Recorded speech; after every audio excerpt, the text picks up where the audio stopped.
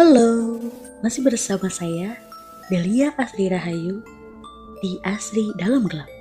Di sini saya akan berbagi kisah tentang kehidupan, luka batin, dan misteri yang tersembunyi di antara kita. Bagaimana kisahnya? Mari ikuti alurnya. Ada yang mengira kekayaan bisa menutup luka batin. Ada pula yang percaya harga diri bisa ditebus dengan cara apapun. Tapi tidak semua janji boleh diucapkan. Karena ada janji yang tidak akan pernah mati.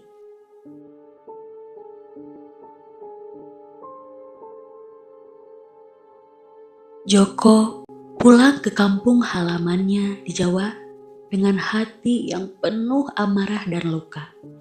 Harga dirinya sebagai menantu telah hancur.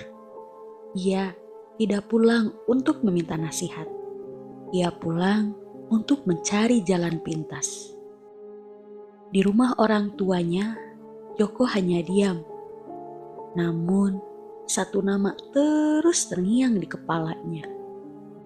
Nama yang sejak lama dikenal sebagai orang yang bisa memberi solusi, yakni Mbah Ken.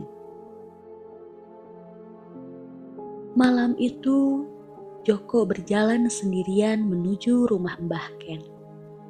Rumah tua di ujung desa yang jarang didatangi orang. Kalau kau datang dengan niat baik, pintu akan terbuka. Kalau kau datang dengan ambisi, kau akan pulang membawa beban. Namun Joko tak peduli. Ia ingin kaya, ia ingin dihormati, apapun caranya.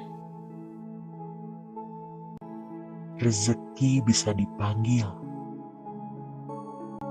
tapi ada yang harus kau rawat.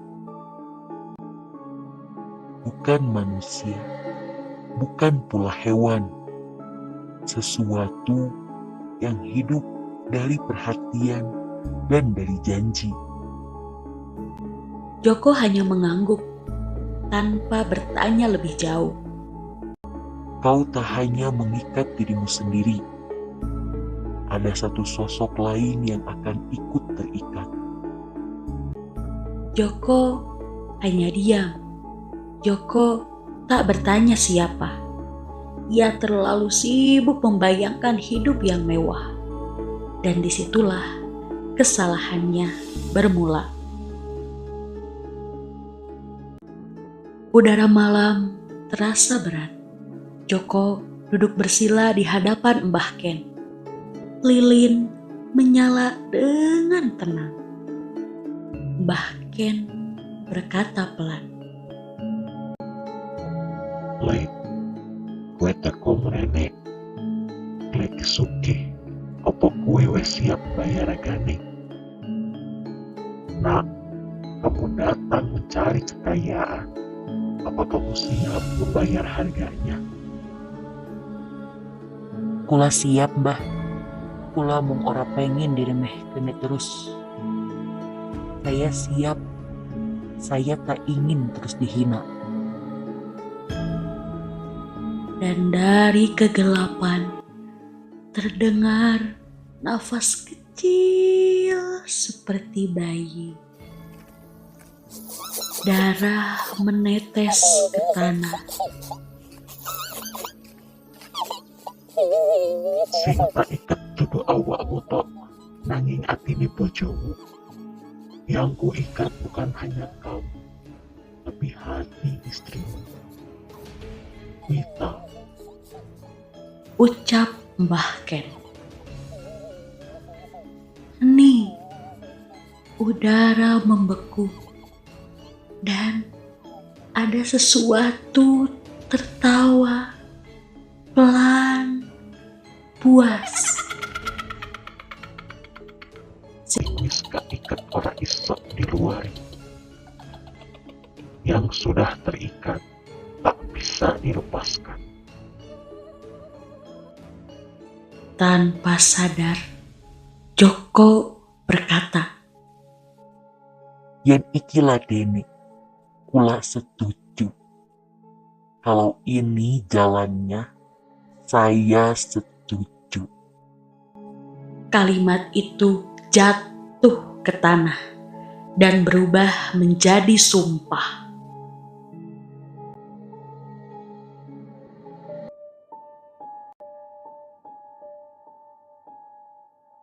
Joko kembali ke Purwakarta, tak membawa apapun.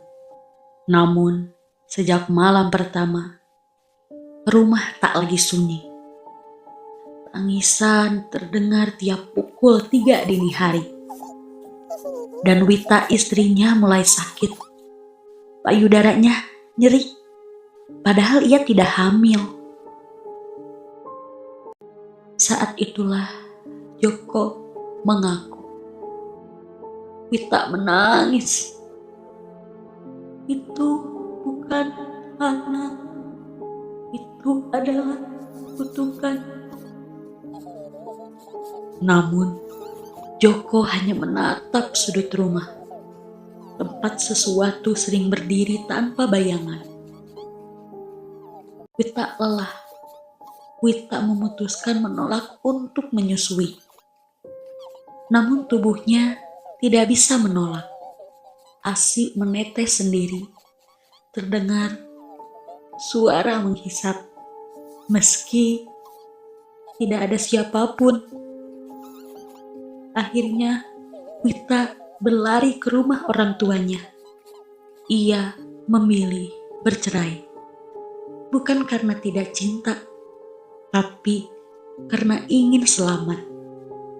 Namun makhluk itu tidak ikut pergi.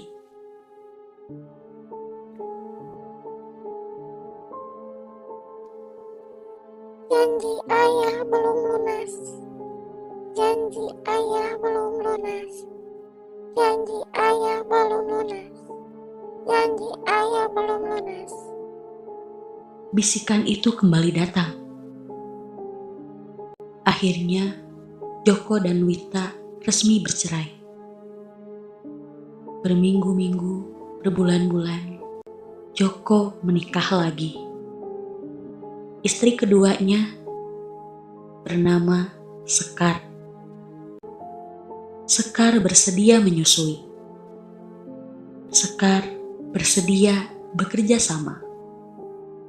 Namun, tidak ada apapun yang terjadi. Karena ibu itu bukanlah Sekar.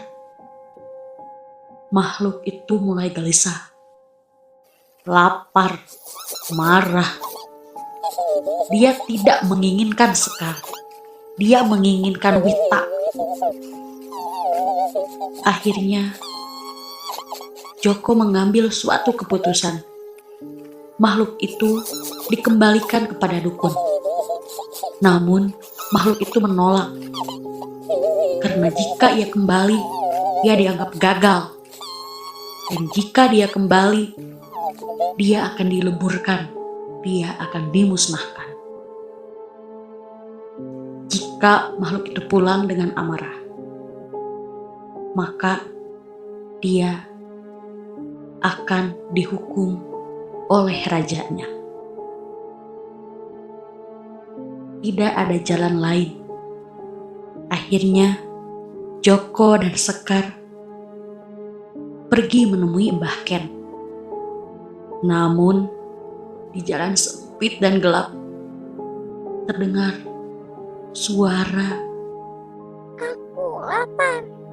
Aku lapar. Ibu, ibu di mana ibu? Ibu. makhluk itu muncul, matanya hitam, mulutnya basah. Aku mau hidup. Sekar menjerit dan Joko tak sempat lari. Akhirnya kecelakaan tidak dapat dihindari.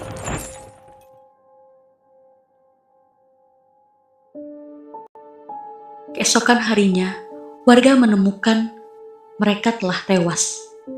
Tak ada luka manusia. Hanya bekas hisapan kecil di dada Sekar. Tanpa bayi, tanpa jejak. makhluk itu tidak bisa pergi. Dia masih menunggu, selalu menunggu. Satu nama, satu janji, satu ibu, Wita.